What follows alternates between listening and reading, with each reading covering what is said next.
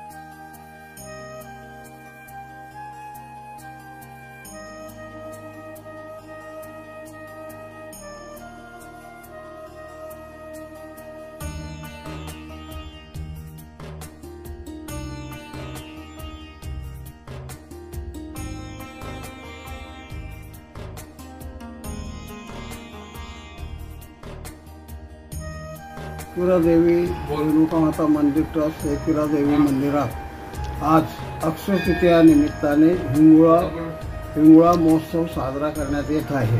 हे अक्षय तृतीया निमित्ताने हा हिंगोळा महोत्सव साजरा करण्यात येतो।